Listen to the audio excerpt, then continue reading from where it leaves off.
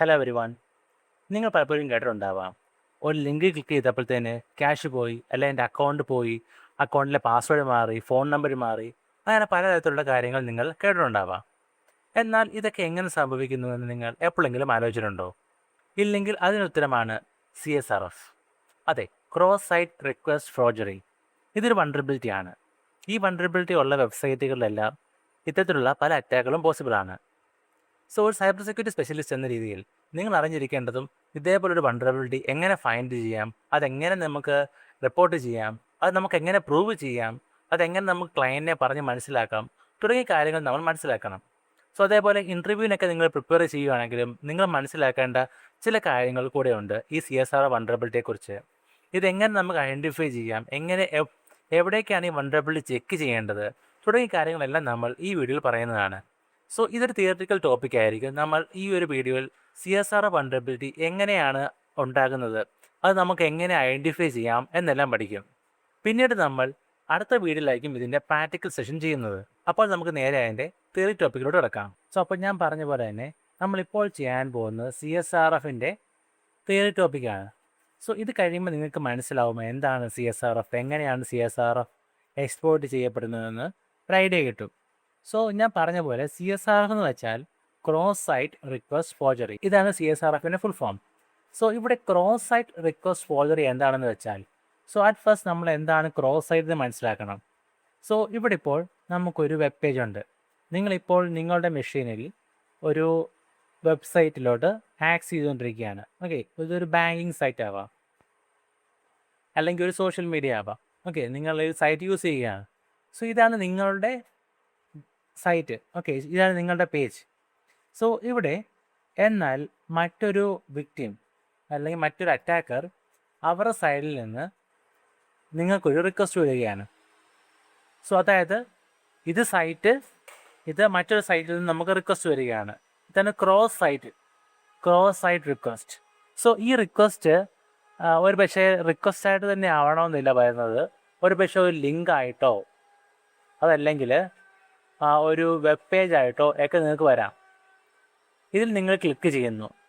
ഈ ക്ലിക്ക് ചെയ്യുമ്പോൾ നിങ്ങളുടെ സൈഡിൽ നിന്ന് സെർവറിലേക്ക് ഒരു റിക്വസ്റ്റ് പോകും. ഇതൊരു പക്ഷേ നിങ്ങളുടെ അക്കൗണ്ടിൻ്റെ പാസ്വേഡ് മാറ്റാനോ അതല്ലെങ്കിൽ നിങ്ങളുടെ മെഷീനിലെ അല്ലെങ്കിൽ നിങ്ങളുടെ ഇമെയിൽ അഡ്രസ്സോ അല്ലെങ്കിൽ നിങ്ങളുടെ ഫോൺ നമ്പരോ അങ്ങനെ എന്ത് വേണമെങ്കിലും പോകാനായിട്ട് ഇത് കാരണമാകാം. ഇതിനെയാണ് നമ്മൾ ക്രോസ് സൈറ്റ് റിക്വസ്റ്റ് ഫോർജറി എന്ന് പറയുന്നത്. ഇവിടെ മറ്റൊരു സൈറ്റിൽ നിന്നാണ് അല്ലെങ്കിൽ മറ്റൊരു മെഷീനിൽ നിന്നാണ് നിങ്ങൾക്ക് റിക്വസ്റ്റ് വരുന്നത്. ഇതാണ് ക്രോസ് സൈറ്റ് റിക്വസ്റ്റ്. സോ ഇനി ഈ അറ്റാക്ക് എങ്ങനെ സംഭവിക്കുന്നു, എന്താണ് ഇതിൻ്റെ കാരണം തുടങ്ങിയ പല കാര്യങ്ങൾ നമ്മൾ മനസ്സിലാക്കണം. സോ ഈ ഒരു അറ്റാക്ക് എപ്പോഴും പോസിബിലിറ്റി ഉള്ളതിൻ്റെ മെയിൻ കാരണം ബ്രൗസേഴ്സ് കുക്കീസ് ഹാൻഡിൽ ചെയ്യുന്നതുകൊണ്ടാണ്. സോ ഈ ഒരു ഒന്ന് വായിച്ചു നോക്കാൻ നിങ്ങൾക്ക് ഒരു ഐഡിയ കിട്ടും. The core of this issue lies in how browsers handle cookies. When browsers make a request to a website, it automatically includes cookies associated with the domain. CSRF exploits the automatic behaviors by focusing your browser and send malicious requests. നിങ്ങൾക്കത് വായിച്ചിട്ടൊരു idea കിട്ടുന്നില്ലെങ്കിൽ ഞാൻ explain ചെയ്തു തരാം. So ഇവിടെ നമ്മളുടെ വെബ്സൈറ്റ്സിലെല്ലാം cookies use ചെയ്യാറുണ്ട്. Okay, so ഇപ്പോൾ നിങ്ങളിപ്പോൾ use ചെയ്യുന്നത് ഒരു ഫേസ്ബുക്ക് പോലൊരു ആപ്ലിക്കേഷൻ വിചാരിക്കുക. ഓക്കെ, അല്ല, ഈ ഫേസ്ബുക്കിലോട്ട് നമ്മൾ ലോഗിൻ ചെയ്ത് കഴിയുമ്പോഴത്തേന് നമ്മളുടെ ക്രെഡൻഷ്യൽസ് എല്ലാം അവിടെ സേവ് ആകും. അതായത് യൂസർ, പാസ്വേഡ് എല്ലാം സേവ് ആകും. ഇനിയിപ്പോൾ സേവ് ചെയ്യുന്നില്ലെങ്കിൽ തന്നെ നമ്മൾ ലോഗിൻ ചെയ്ത് കഴിയുമ്പോൾ അത് ഉടൻ തന്നെ ലോഗ് ഔട്ടായി പോവുകയില്ല. നമ്മളെ സെഷൻ അവിടെ കീപ്പ് ചെയ്യാൻ വേണ്ടിയിട്ട് അത് ശ്രമിക്കുന്നുണ്ട്. സോ അതിനുവേണ്ടി നമ്മളുടെ സൈഡിൽ നിന്ന് ഒരു കുക്കീസ് അവിടെ ആവശ്യമുണ്ട്. കാരണം ഓരോ തവണ നമ്മൾ ലോഗിൻ ചെയ്യുമ്പോഴും ഈ ഒരു ബ്രൗസറിൽ സേവ് ആയിരിക്കുന്ന കുക്കീസ് ഇതവിടെ യൂസ് ചെയ്തിട്ടാണ് നമ്മളെ എപ്പോഴും ഓതൻറ്റിക്കേറ്റ് ചെയ്യുന്നത്. സോ ഓരോ തവണ നമ്മൾ ഫേസ്ബുക്കിൽ നിന്ന് ടൈപ്പ് ചെയ്ത് ലിങ്ക് ക്ലിക്ക് ചെയ്യുമ്പോഴും നമ്മൾ ബ്രൗസറിൽ നിന്ന് ഈ ഓതൻറ്റിക്കേഷൻ കുക്കീസ് സെൻഡ് ആകുന്നുണ്ട്.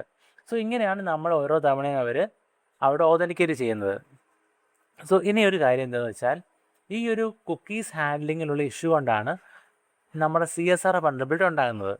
എന്നാണ് ഇവിടെ പറഞ്ഞിരിക്കുന്നത്. സോ നമുക്കിനിയും മനസ്സിലാക്കേണ്ടത് എങ്ങനെയൊക്കെയാണ് CSR വൾനറബിലിറ്റി ഉണ്ടാകുന്നതെന്നാണ്. ഇവിടെ നമുക്കൊരു എക്സാമ്പിളായിട്ട് ഞാൻ കൊണ്ടുവന്നിട്ടുണ്ട്. ഈ എക്സാമ്പിൾ പറഞ്ഞിരിക്കുന്നത് ടെയിൽ ഓഫ് 2 അറ്റാക്സ്. സോ ഇവിടെ ഞാൻ 2 എക്സാമ്പിൾസ് നിങ്ങൾക്ക് പറഞ്ഞു തരാം. അതിൽ ഫസ്റ്റ് വൺ എന്ന് പറയുന്നത് ഒരു പിസ്സ ഹട്ടിൻ്റെ ആണ്. സോ പിസ്സ ഹട്ട് എന്ന് പറയുന്നൊരു വെബ്സൈറ്റ് ഉണ്ട്. ഓക്കെ, സോ നിങ്ങൾക്ക് അവിടുന്ന് അല്ലെങ്കിൽ ആലീസിന് അവിടുന്ന് ഒരു പിസ്സ വാങ്ങണം. സോ ആലീസ് എപ്പോഴും ഈ പറയുന്ന പിസ്സ ഹട്ടിൻ്റെ വെബ്സൈറ്റിൽ പോയിട്ടാണ് പിസ്സ വാങ്ങുന്നത്. സോ ആലീസ് ആ അക്കൗണ്ടിലേക്ക് ലോഗിൻ ചെയ്യുന്നു.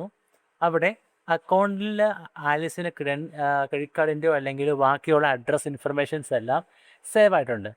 സോ ഇവിടെ ഈ ആലീസ് കയറുന്ന പിസ്സ ഹട്ടിൻ്റെ വെബ്സൈറ്റിൽ ഏതൊരു അറ്റാക്കറോ അല്ലെങ്കിൽ ഏതൊരു കോമൺ യൂസർ കയറിയാലും നമുക്ക് കാണാവുന്ന പല ഫീച്ചേഴ്സ് ഉണ്ട്. അതായത് യൂസർ ഡീറ്റെയിൽസ് എൻ്റർ ചെയ്യുന്ന ഫീൽഡ്, അല്ലെങ്കിൽ പാസ്വേഡ്, അല്ലെങ്കിൽ ഇമെയിൽ അഡ്രസ്, ഫോൺ നമ്പർ തുടങ്ങിയ ഫീൽഡ്സ് എല്ലാം എൻ്റർ ചെയ്യുന്ന ഫീൽഡ്. ഓക്കെ, സോ ഇവിടെ ബോബ് എന്നൊരു അറ്റാക്കർ ആലീസിനെ ടാർഗറ്റ് ചെയ്യുകയാണ്. സോ ബോബിൻ്റെ അക്കൗണ്ടിലോട്ട് കയറിയിട്ട് ഈ പറയുന്ന ഫീൽഡിനെ കുറിച്ചെല്ലാം മനസ്സിലാക്കുന്നുണ്ട്. സോ ഇവിടെ ഒരു ഇമെയിൽ മോഡിഫൈ ചെയ്യുന്ന ഫങ്ഷനാലിറ്റി ഉണ്ട്. ഓക്കെ, ഒരു ഇമെയിൽ അല്ലെങ്കിൽ ഫോൺ നമ്പർ മോഡിഫൈ ചെയ്യുന്ന ഫങ്ഷനാലിറ്റി ഉണ്ട്. സോ നമുക്ക് അപ്ഡേറ്റ് ചെയ്യുന്നതാണ് ഉദ്ദേശിക്കുന്നത്. സോ ഈ ഒരു അപ്ഡേഷൻ നടക്കുകയാണ്. സോ ഇവിടെ ബോബ് എന്ത് ചെയ്യും? ബോബിൻ്റെ അക്കൗണ്ടിൽ കയറിയിട്ട് ഈ ഇമെയിൽ അപ്ഡേഷൻ ട്രൈ നോക്കും. സോ ആ ബോബിന് അപ്പോൾ ഈ ബാക്ക്ഗ്രൗണ്ടിൽ പോകുന്ന റിക്വസ്റ്റിനെ കുറിച്ച് ഐഡിയ കിട്ടും, എങ്ങനെയാണ് ഈ ഒരു കമ്മ്യൂണിക്കേഷൻ പോകുന്നത്. സോ ഈ പാരാമീറ്റേഴ്സ്, അതായത് email equal to new email, ഇങ്ങനൊരു പാരാമീറ്ററാണ് ബാക്ക്ഗ്രൗണ്ടിൽ പോകുന്നത്. സോ ഓരോ തവണ നമ്മൾ കയറിയിട്ട് അപ്ഡേറ്റ് ഇമെയിൽ കൊടുക്കുമ്പോഴും ബാക്ക്ഗ്രൗണ്ടിൽ ഇങ്ങനൊരു റിക്വസ്റ്റാണ് പോകുന്നത്. സോ ഈ റിക്വസ്റ്റിനെ കുറിച്ച് ബോബിന് മനസ്സിലായി. സോ ബോബ് എന്ത് ചെയ്യും? ബോബ് ഒരു വെബ് പേജ് ക്രിയേറ്റ് ചെയ്യുകയാണ്. സോ അതിൽ നമുക്ക് ഇപ്പോൾ ആലീസിനെ കുറിച്ച് ബോബിന് നന്നായിട്ട് അറിയാം. സോ ആലീസ് എപ്പോഴും ഈ ഒരു സൈറ്റിൽ കയറിയിട്ടാണ് ഫുഡ് വാങ്ങുന്നതെന്ന് ബോബിനറിയാം, അല്ലെങ്കിൽ ബോബ് എങ്ങനെയാലും മനസ്സിലാക്കിയിട്ടുണ്ട്. സോ ഈ ഒരു കേസിൽ ബോബ് എന്ത് ചെയ്യും? ബോബ് എന്തെങ്കിലും ഒരു ഫേക്ക് പേജ് ഉണ്ടാക്കും. ഓക്കെ, ഫേക്ക് പേജിൽ അഡ്വർടൈസ്മെൻറ്റ് പോസ്റ്റ് ചെയ്യും. എന്നിട്ട് പറയും 60% ഓഫ് ഫോർ പിസ്സ. ഓക്കെ എന്ന് പറഞ്ഞ് ഒരാടൊക്കെ ഉണ്ടാക്കി ലിങ്ക് എന്തെങ്കിലും ഒരു സോഷ്യൽ എഞ്ചിനീയറിംഗ് മെത്തേഡ് വഴി ആലീസിന് അയച്ചു കൊടുക്കും. ഒന്നെങ്കിൽ ഒരു മെയിലായിട്ടോ അല്ലെങ്കിൽ എങ്ങനെയും അയച്ചു കൊടുക്കും. സോ ഇവിടെയാണ് ഞാൻ ഫസ്റ്റ് പറഞ്ഞ കാര്യം മനസ്സിലാക്കേണ്ടത്. സോ ആലീസിൻ്റെ ഈ പറയുന്ന സൈറ്റിലേക്ക് ആലീസ് ഓൾറെഡി ലോഗിനാണ്. ഓക്കെ, ലോഗിനാണെന്ന് മാത്രമല്ല ആലീസിൻ്റെ ഇൻഫർമേഷൻസ് എല്ലാം അവിടെ സേവ്ഡ് ആണ്. സോ ഓൾറെഡി ഞാൻ പറഞ്ഞിട്ടുണ്ടായിരുന്നു, ഈ ഒരു സൈറ്റ് കുക്കീസ് വഴിയാണ് അവിടെ ഓതൻറ്റിക്കേറ്റ് ചെയ്യുന്നത്. സോ ഇവിടെ ഓൾറെഡി ഇൻഫർമേഷൻസ് എല്ലാം ലോഗിനാണ്. സോ ഇവിടെ ഫസ്റ്റ് സംഭവിക്കുന്നത് എന്താണെന്ന് വെച്ചാൽ, ഈ പറയുന്ന പാസ്വേഡ് റീസെറ്റ് അല്ലെങ്കിൽ ഇമെയിൽ റീസെറ്റ് ഫങ്ഷനാലിറ്റി, സോ ഇത് ബോബ് ഒരു വെബ്സൈറ്റിലേക്ക് ആഡ് ചെയ്തിട്ടുണ്ട്. പക്ഷേ അതിൻ്റെ നമുക്കറിയാം, ഒരു AHREF എന്ന് കൊടുക്കുമ്പോഴത്തേന് ഇവിടെ നമുക്കൊരു ലിങ്ക് കൊടുക്കാം. എന്നാൽ ലിങ്കിൻ്റെ ടെക്സ്റ്റ് നമുക്ക് ക്ലിക്ക് ഹിയർ അല്ലെങ്കിൽ ഡിസ്കൗണ്ട് അങ്ങനെ പലതും കൊടുക്കാൻ പറ്റും, ടെസ്റ്റ് മാത്രം. സോ ഇങ്ങനെ നമുക്ക് ആലീസിനെ പറ്റിക്കാൻ വേണ്ടിയിട്ട് ഒരു ലിങ്കും കൊടുക്കും, click here to claim the reward എന്നൊക്കെ പറഞ്ഞു കൊടുക്കും. സോ ആലീസ് ഈ ഒരു വെബ്സൈറ്റ് ലോഗിൻ ചെയ്ത സമയത്ത് ബോബ് ഇത് അയച്ചു കൊടുക്കുകയാണ്. ഒന്നെങ്കിൽ വാട്സാപ്പ് വഴിയോ അല്ലെങ്കിൽ ഫേസ്ബുക്ക് വഴിയോ എങ്ങനെയെല്ലാം അയച്ചു കൊടുക്കും. സോ ഇതിൽ ക്ലിക്ക് ചെയ്ത് കഴിയുമ്പോൾ അല്ലെങ്കിൽ ഒരു ഇമെയിലോട്ടായിട്ടും അയച്ചെടുക്കാൻ പറ്റുന്നതാണ്. ആലീസ് ക്ലിക്ക് ചെയ്ത് കഴിയുമ്പോൾ എന്ത് പറ്റും? ആലീസിൻ്റെ ഫേസ്ബുക്കിൻ്റെ അല്ലെങ്കിൽ പിസ്സ ഹട്ടിൻ്റെയൊക്കെ ഇമെയിൽ അപ്ഡേറ്റ് ആവും. സോ ഈ ഒരു കോഡ് ഈ പറയുന്ന ഫേക്ക് സൈറ്റിൽ ഹൈഡ് ചെയ്തിട്ടാണ് അയച്ചു കൊടുക്കുന്നത്. സോ ഇങ്ങനെയാണ് ഇവിടെ ഈ ഒരു അക്കൗണ്ടിൻ്റെ ഇമെയിൽ മാറുന്നത്. ഇനിയിപ്പോൾ ഈ ഇമെയിൽ വെച്ച് ആലീസിൻ്റെ അക്കൗണ്ടിലോട്ട് ബോബിന് പാസ്വേഡ് റീസെറ്റ് ചെയ്ത് കയറാൻ പറ്റും. സോ ഇതല്ലെങ്കിൽ ഇപ്പോൾ ഒരു ബാങ്ക് ട്രാൻസാക്ഷൻ ആണെങ്കിലും നമുക്ക് ഇതേപോലെയുള്ള സെയിം മെത്തേഡ് യൂസ് ചെയ്യാൻ പറ്റും. പക്ഷേ നിങ്ങൾ മനസ്സിലാക്കേണ്ട ഒരു കാര്യം എന്താണെന്ന് വെച്ചാൽ, ഈ CSR വൾനറബിലിറ്റി എല്ലായിടത്തും അങ്ങനെ വർക്ക് ചെയ്യണമെന്നില്ല. അത് വർക്ക് ചെയ്യാനായിട്ട് ചില കണ്ടീഷൻസ് ഉണ്ട്. സോ അതിൽ ഏറ്റവും പ്രധാനപ്പെട്ട ഒരു കണ്ടീഷൻ ഞാനിവിടെ പറഞ്ഞു തരാം. അതുകൂടാതെ എക്സ്ട്രാ കുറച്ച് കണ്ടീഷൻസ് ഞാൻ പറഞ്ഞു തരാം. സോ അറ്റ് ഫസ്റ്റ് എന്ന് പറയുന്നത്, നമുക്ക് ഒരു യൂസർ, സോ ഞാനിപ്പോൾ പറഞ്ഞിട്ടുണ്ടായിരുന്നു Alice. Okay, Alice pizza hut എന്ന് പറയുന്ന സൈറ്റിൽ ലോഗിൻ ആയിരുന്നു. അപ്പോഴാണ് ബോബ് ഒരു മലീഷ്യസ് ആയിട്ടുള്ള ഒരു ലിങ്ക് അയച്ചു കൊടുത്തത്. ഓക്കെ, അതായത് ഒരു വിക്ടിം എപ്പോഴെങ്കിലും ആ ഒരു അക്കൗണ്ടിൽ ലോഗിൻ ആയിരിക്കുമ്പോൾ മാത്രമേ ഈ ഒരു അറ്റാക്ക് പോസിബിൾ ആവുകയുള്ളൂ. സോ നിങ്ങളിപ്പോൾ നിങ്ങളുടെ അക്കൗണ്ട് ലോക്കൗട്ടാക്കി അല്ലെങ്കിൽ ലോഗ് ഔട്ടാക്കി. ഓക്കെ, ഈ ഒരു കേസിൽ നിങ്ങൾക്കൊരു ലിങ്ക് വരികയാണെങ്കിൽ അത് ഒരിക്കലും അവിടെ വർക്കാവില്ല, അതവിടെ ഡീഒതൻറ്റിക്കേറ്റ് ആയി പോകും. സോ കാരണം എന്താണ്, ഞാൻ പറഞ്ഞിരുന്നു ബ്രൗസർ കുക്കീസ് വഴിയാണിത് വെരിഫൈ ചെയ്യുന്നത്. ആ ഒരു കേസിൽ മാത്രമാണ് ഈ ഒരു കണ്ടീഷൻ വർക്ക് ചെയ്യുന്നത്. എന്നാൽ ഇത് കൂടാതെ വേറെയും സാറ്റിസ്ഫൈങ് കണ്ടീഷൻസ് ഉണ്ട്. എന്നാൽ ഫസ്റ്റ് നമ്മൾ മനസ്സിലാക്കേണ്ടത് ഒരു വിക്ടിം അക്കൗണ്ട് ലോഗിൻ ആണെങ്കിൽ മാത്രമേ ഇത് നടക്കുകയുള്ളൂ. അതായത് ഇപ്പോൾ നിങ്ങളിപ്പോൾ ഇൻസ്റ്റാഗ്രാമിൽ കയറിയിരിക്കുകയാണ്. ഓക്കെ, ഇൻസ്റ്റാഗ്രാമിൽ നിങ്ങളുടെ അക്കൗണ്ടിൽ മൊബൈൽ ലോഗിൻ ആണ്. ഇപ്പോൾ ഒരാൾ വാട്സാപ്പ് വഴി നിങ്ങൾക്കൊരു ലിങ്ക് അയച്ചു തരികയാണ്. ഈ ലിങ്കിൽ പറഞ്ഞിരിക്കുന്നത് നമുക്ക് ഈ ലിങ്ക് ക്ലിക്ക് ചെയ്യുകയാണെങ്കിൽ എന്തെങ്കിലും റിവാർഡ് കിട്ടും, അല്ലെങ്കിൽ നമുക്കൊരു ഡിസ്കൗണ്ട് കിട്ടും എന്നൊക്കെ പറഞ്ഞാണ് അയച്ചു തന്നിരിക്കുന്നത്. നിങ്ങൾ ലിങ്കിൽ ക്ലിക്ക് ചെയ്യുന്നു, ഇത് നിങ്ങളുടെ ഇൻസ്റ്റാഗ്രാമിലോട്ട് ഓപ്പൺ ആകുന്നു, ഇൻസ്റ്റാഗ്രാമിലെ പാസ്വേഡ് റീസെറ്റ് ആയി പോകുന്നു. സോ ഇങ്ങനത്തെയാണ് ഈ കേസുകൾ വരുന്നത്. സോ ഈ വൾനറബിലിറ്റി ഇൻസ്റ്റാഗ്രാമിൽ വർക്ക് ചെയ്യുന്നതല്ല ഞാൻ പറഞ്ഞത്, ഒരു എക്സാമ്പിൾ പറഞ്ഞതേ ഉള്ളൂ. സോ ഇതിങ്ങനത്തെയാണ് ഒരു കേസ്. ഇത് കൂടാതെ വേറെയും കേസുകളുണ്ട്. ഇപ്പോൾ ഞാൻ പറഞ്ഞൊരു കണ്ടീഷൻ എന്ന് പറയുന്നത് CSR വർക്ക് ചെയ്യേണ്ട ഒരു ക്രൈറ്റീരിയയാണ്. എന്നാൽ ഇത് കൂടാതെ വേറെയും കണ്ടീഷൻസ് ഉണ്ട്. അതായത് നമുക്കിപ്പോൾ ഒരു റിലവൻറ്റ് ആക്ഷൻ ഉണ്ടായിരിക്കണം, അല്ലെങ്കിൽ ഒരു കുക്കി ബേസ്ഡ് സെഷൻ ആയിരിക്കണം, അല്ലെങ്കിൽ ഒരു പ്രെഡിക്റ്റബിൾ പാരാമീറ്റേഴ്സ് ആയിരിക്കണം. ഇതൊക്കെ ആണെങ്കിൽ മാത്രമേ നമ്മൾ ഈ പറയുന്ന അറ്റാക്ക് നടക്കുകയുള്ളൂ. സോ ഈ ഒരു അറ്റാക്ക് നടക്കണമെങ്കിൽ ഞാൻ ഫസ്റ്റ് പറഞ്ഞ പോലെ തന്നെ ഒരു കണ്ടീഷനാണ് ഒരു യൂസർ ലോഗിൻ ആയിരിക്കണമെന്നുള്ളത്. ഞാൻ പറഞ്ഞിരുന്നു ഇതിൻ്റെ കണ്ടീഷൻ എന്ന് പറയുന്നത്, അതിൻ്റെ ഫസ്റ്റ് കണ്ടീഷൻ എന്ന് പറയുന്നത് ഒരു യൂസർ എപ്പോഴും ലോഗിൻ ആയിരിക്കണം, എങ്കിൽ മാത്രമേ ഈ അറ്റാക്ക് നടക്കുകയുള്ളൂ. സോ ഇനി ഞാൻ പറയാൻ പോകുന്നത് മറ്റ് പ്രധാനപ്പെട്ട കണ്ടീഷൻസ് ആണ്. സോ ഇതിൽ ഒരു കണ്ടീഷൻ എന്ന് പറയുന്നത് റിലവൻറ്റ് ആക്ഷൻ. സോ എന്ന് വെച്ചാൽ there must be an action worth exploiting. This is usually state changing actions. അതായത് ഒരു സ്റ്റേറ്റ് ചേഞ്ചിങ് ആക്ഷൻ അല്ലെങ്കിൽ സ്റ്റേറ്റ് ചേഞ്ചിങ് റിക്വസ്റ്റ് ഇതുണ്ടെങ്കിൽ മാത്രമേ ഇത് നടക്കുകയുള്ളൂ. ഫസ്റ്റ് കണ്ടീഷൻ എന്ന് പറയുന്നത് ഓതൻറ്റിക്കേറ്റഡ് ആയിരിക്കണം, അല്ലെങ്കിൽ ലോഗിൻ ആയിരിക്കണം. സെക്കൻഡ് എന്ന് പറയുന്നത് സ്റ്റേറ്റ് ചേഞ്ചിങ് റിക്വസ്റ്റ് ആയിരിക്കണം. അതായത് ചുമ്മാ ഏതെങ്കിലും ഒരു ഫങ്ഷനാലിറ്റി ക്ലിക്ക് ചെയ്യുമ്പോൾ വ്യൂ പ്രൊഫൈൽ ഇവിടെ അത് വർക്കാവില്ല. ഓക്കെ, സോ ഇത് വർക്കാവാത്ത കാരണം എന്താണെന്ന് വെച്ചാൽ ഒരു സ്റ്റേറ്റ് ചേഞ്ചിങ് അല്ല. എന്നാൽ ഇവിടെ യൂസറിൻ്റെ ഫോൺ നമ്പർ മാറ്റുക, ഇവിടെ ഒരു ചേഞ്ച് നടക്കുന്നുണ്ട്.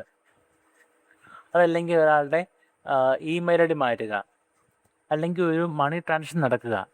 സോ ഇങ്ങനത്തെ കേസുകളെല്ലാം ഒരു സ്റ്റേറ്റ് അവിടെ ചേഞ്ച് ആകുന്നുണ്ട്. ഇങ്ങനത്തെ കേസിൽ മാത്രമാണ് ഈ പറയുന്ന CSR വൾനറബിലിറ്റി നടക്കുക. സോ ഇതാണ് സെക്കൻഡ് കേസ്. ഇനി തേർഡ് കേസ് എന്ന് പറയുന്നത് cookie based session management. So ഇതിനെക്കുറിച്ച് ഞാൻ നിങ്ങളോട് ആദ്യമേ തന്നെ പറഞ്ഞിട്ടുണ്ടായിരുന്നു. അതായത് നമ്മൾക്കിപ്പോൾ ചില വെബ്സൈറ്റ്സ് ഇപ്പോൾ നിങ്ങളുടെ ക്രെഡൻഷ്യൽസ് അവിടെ ലോഗിൻ ആക്കിയിട്ടുണ്ട്. ഓക്കെ, സോ നിങ്ങളവിടെ ലോഗിൻ ആണ് ഓൾറെഡി. നിങ്ങൾക്കിപ്പോൾ ഓരോ തവണ നിങ്ങൾ ഇപ്പോൾ ഫേസ്ബുക്ക് എന്നൊരു സൈറ്റിലേക്ക് കയറുകയാണ്, അല്ലെങ്കിൽ ഇവിടെ കയറുകയാണ്, നിങ്ങൾ സൈൻ ഇൻ ഫേസ്ബുക്ക് എന്ന് പറഞ്ഞ് ഗൂഗിളിൽ കണ്ടു. ഇത് ക്ലിക്ക് ചെയ്യുമ്പോൾ ഫേസ്ബുക്കിലോട്ട് നിങ്ങൾ ലോഗിൻ ആവുകയാണ്. അതിന് കാരണം നിങ്ങൾ പ്രീവിയസ്ലി അവിടെ ലോഗിൻ ആയിട്ട് ലോഗൗട്ട് ആക്കിയിട്ടുണ്ടായിരുന്നില്ല. സോ ഓരോ തവണ നിങ്ങൾ കയറുമ്പോൾ നിങ്ങളുടെ ബ്രൗസറിൽ കുക്കീസ് സേവ് ആയിട്ടുണ്ട്. ഈ കുക്കീസ് അയച്ചിട്ടാണ് നിങ്ങളാണ് കയറുന്നതെന്ന് അവിടെ ഒതൻറ്റിക്കേറ്റ് ചെയ്യുന്നത്. സോ ഈ ഒരു കേസിലും നമുക്ക് ഈ പറയുന്ന CSR വൾനറബിലിറ്റി നടക്കും. അതിന് കാരണം ഈ പറയുന്ന കുക്കീസ് എന്ന് പറയുന്നത്, ഇപ്പോൾ എക്സാമ്പിളായിട്ട് പറഞ്ഞാൽ നിങ്ങളുടെ കുക്കീസ് ഇപ്പോൾ നിങ്ങളുടെ ബ്രൗസറിൽ സേവ് ആയിട്ടുണ്ട്. ഓക്കെ, ഇവിടെ കുക്കി എല്ലാം സേവ് ആയിട്ടുണ്ട്. സോ ഈ കുക്കി എവിടെ നിന്ന് വരുന്നോ അപ്പോൾ നിങ്ങളുടെ യൂസർ ഇപ്പോൾ നിങ്ങളുടെ ബ്രൗസറിൽ നിന്നാണ് റിക്വസ്റ്റ് വരുന്നത്, അത് നിങ്ങളാണെന്ന് ഈ പറയുന്ന സെർവർ എപ്പോഴും കൺവിൻസ് ആവും. ഓക്കെ, സോ ഈ ഒരു കേസിൽ എന്ത് ചെയ്യും, ഇപ്പം അറ്റാക്കർ നിങ്ങൾക്ക് ഒരു ലിങ്ക് അയച്ചു തരികയാണ്.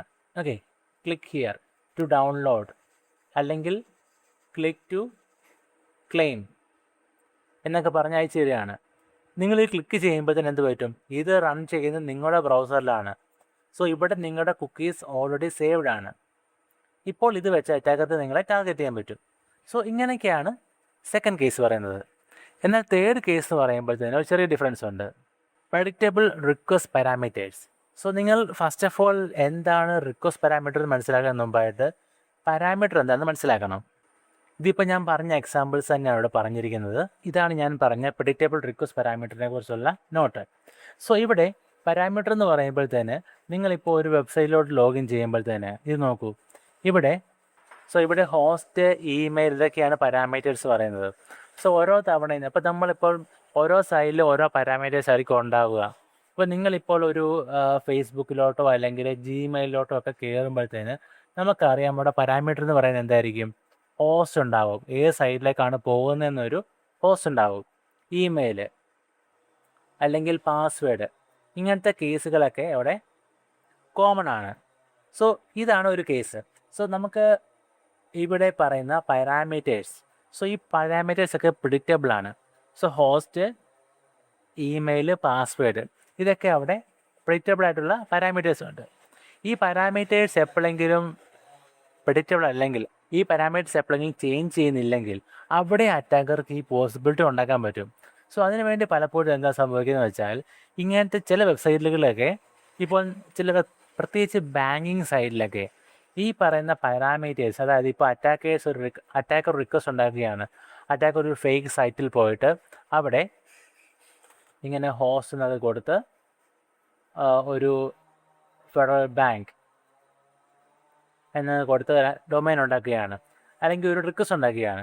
എന്നിട്ട് അവിടെ ഇമെയിലായിട്ട് നിങ്ങളുടെ ആരെങ്കിലും ഇമെയിൽ സോഷ്യൽ എഞ്ചിനീയറിംഗ് വഴി ഫൈൻഡ് ചെയ്തിട്ട് ആഡ് ചെയ്യുകയാണ്. ഓക്കെ, ഇത് അയക്കുമ്പോൾ തന്നെ ഇത് ഡിക്ലൈൻ ആയി പോകും. അതിന് കാരണം ഇങ്ങനത്തെ സൈറ്റുകളിലെല്ലാം ഈ പറയുന്ന പാരാമീറ്റേഴ്സും എൻക്രിപ്റ്റ് ചെയ്യും. ഇവിടെ ഇപ്പോൾ എൻക്രിപ്ഷൻ നടക്കുമ്പോൾ തന്നെ ഇമെയിൽ എന്നുള്ളത് ഇങ്ങനൊരു മീനിങ്ലെസ് വേർഡായിട്ട് മാറും. സോ ഓരോ തവണ ലോഗിൻ ചെയ്യുമ്പോഴും അങ്ങനെ വേറൊരു വാക്കുകളായിട്ട് അത് മാറിക്കൊണ്ടേയിരിക്കും. സോ ഇങ്ങനെ വരുമ്പോഴത്തേന് അറ്റാക്കർക്ക് ഒരിക്കലും ഇത് പ്രിഡിക്റ്റ് ചെയ്യാൻ കഴിയുകയില്ല. ഈ പാസ് ചെയ്യുന്ന എന്തൊക്കെ വാല്യൂസ് ആണെന്നോ പാരാമീറ്റേഴ്സ് ആണെന്നോ അവിടെ ആർക്കും ഐഡൻറ്റിഫൈ ചെയ്യാൻ കഴിയുകയില്ല. ഇങ്ങനെയും അറ്റാക്കേഴ്സിനെ നമ്മൾ കൗണ്ടർ ചെയ്യാറുണ്ട്. സോ ഇതൊക്കെയാണ് ഇതിൻ്റെ പ്രിവെൻറ്റീവ് മെത്തേഡ്സ്. നമുക്ക് അൺപ്രഡിക്റ്റബിലിറ്റി ഉണ്ടാക്കാൻ പറ്റും. അതായത് എന്ത് പാരാമീറ്ററാണ് പാസ് ചെയ്യുന്നതെന്ന് അറ്റാക്കർക്ക് ഒരിക്കലും മനസ്സിലാക്കാൻ പറ്റുകയില്ല.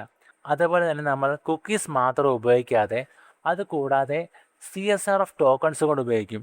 അതായത് ഓരോ തവണയും നമ്മൾ ലോഗിൻ ചെയ്യുമ്പോഴത്തേന് ഒരു ടോക്കൺ പാസ് ചെയ്യും. ഈ ടോക്കൺ എന്ന് പറയുന്നത് ഒരു ഫിക്സഡ് ടൈമിലേക്കുള്ളതായിരിക്കാം. ഒന്നെങ്കിൽ ഒരു പക്ഷേ നമ്മൾ ലോഗിൻ ചെയ്യുന്ന സമയത്ത് ടോക്കൺ കൊടുക്കും. നമ്മൾ ഓതൻറ്റിക്കേഷൻ ചെയ്തതിന് ശേഷം ആ ടോക്കൺ എക്സ്പയർ ആവും. പിന്നീട് സെക്കൻഡ് ടൈമിലേക്ക് നമുക്ക് ന്യൂ ടോക്കൺ തരും. സോ ഈ ടോക്കണും ഒരു ഫിക്സഡ് പീരീഡ് ഓഫ് ടൈം വരെയേ ആക്റ്റീവ് ആയിരിക്കുകയുള്ളൂ. ബാങ്കിങ് സൈഡിലേക്ക് നിങ്ങളൊരു 5 മിനിറ്റ്സിലേക്കൊക്കെ ഇന്നാക്റ്റീവ് ആയിട്ടിരിക്കുമ്പോഴത്തേന് അത് ഓട്ടോമാറ്റിക്കലി ലോഗ് ഔട്ട് ആവും. ഓക്കെ, സോ ഇങ്ങനത്തെ കേസുകളൊക്കെ സംഭവിക്കുന്നതും ഇതിനൊരു പ്രിവെൻറ്റീവ് മെത്തേഡാണ്. അപ്പോൾ നിങ്ങൾക്ക് CSRF വൾനറബിലിറ്റി എന്താണെന്ന് മനസ്സിലായെന്ന് ഞാൻ കരുതുന്നു. അപ്പോൾ നമ്മൾ ഇനിയും ചെയ്യാൻ പോകുന്നത് ഇതിൻ്റെ ഡിഫറെൻറ്റ് അപ്രോച്ചസ്, എങ്ങനെ നമുക്ക് ഈ CSRF വൾനറബിലിറ്റി ടെസ്റ്റ് ചെയ്യാം അല്ലെങ്കിൽ എങ്ങനെ ഫൈൻഡ് ചെയ്യാമെന്ന് നമ്മൾ പഠിക്കാൻ പോവുകയാണ്. അപ്പോൾ നമുക്ക് അടുത്ത വീഡിയോയിൽ വീണ്ടും കാണാം.